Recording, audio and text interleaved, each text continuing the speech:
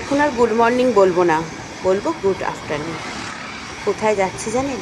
যাচ্ছি মেয়ের পুরনো স্কুলে। মেয়ে যে স্কুল থেকে মাধ্যমিক পরীক্ষা দিয়ে পাস আউট হয়েছে সেই স্কুলে যাচ্ছি। একটু দরকার আছে, তার জন্য বেরিয়ে পড়লাম। আর যাচ্ছি কোথা থেকে জানেন? আমাদের বাড়ি তো সোনারপুর, যাচ্ছি বারাইপুর আমতলা রোড হয়ে বেহালা ঠাকুরপুকুর যাব। এই দিক দিয়ে যাচ্ছি, একটু ফাঁকা ফাঁকা রাস্তা, বেশ নির্ঝঞ্ঝাট, কোনো ব্যাপারই না, তাই চললাম দুজনে। দেখুন কি সুন্দর মনোরম পরিবেশ না? চলুন।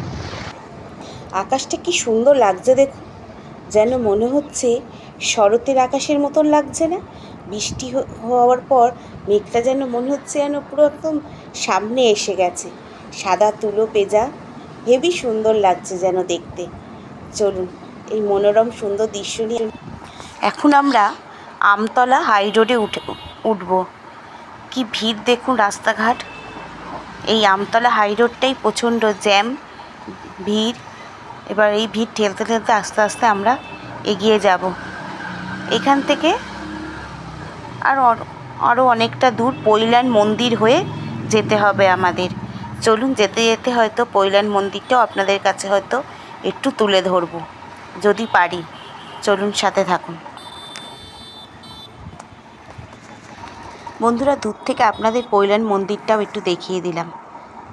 এই যে পৈলান মন্দির, ভেতরে তো যেতে পারলাম না, বাইরে থেকে একটু ক্যাপচার করে নিলাম মন্দিরটা। দেখুন, মনে হচ্ছে মন্দিরটাও আকাশের দিকে একদম পুরো একদম মেঘের সাথে মনে মিশে যাচ্ছে। এত সুন্দর লাগছে, মনে হচ্ছে মন্দিরটা আর মেঘটা পুরো একদম একসাথে একাকার হয়ে গেছে। চলুন এবার স্কুলে। বন্ধুরা, এই যে আমরা ঠাকুরপুকুর বাজারে চলে এসেছি। এই যে এবার আমরা স্কুলে যাব, অনেকটা দূর আমাদের এখান থেকে। চলুন, এই যে স্কুলের সামনে আমরা এসে গেছি। আমাদের স্কুলের কাজ শেষ হয়ে গেছে, এবার বাড়ি ফিরবো মেয়েকে স্কুল থেকে নিয়ে। চলুন আজকের ভিডিওটা এখানেই শেষ করছি। আজকের মতো টাটা।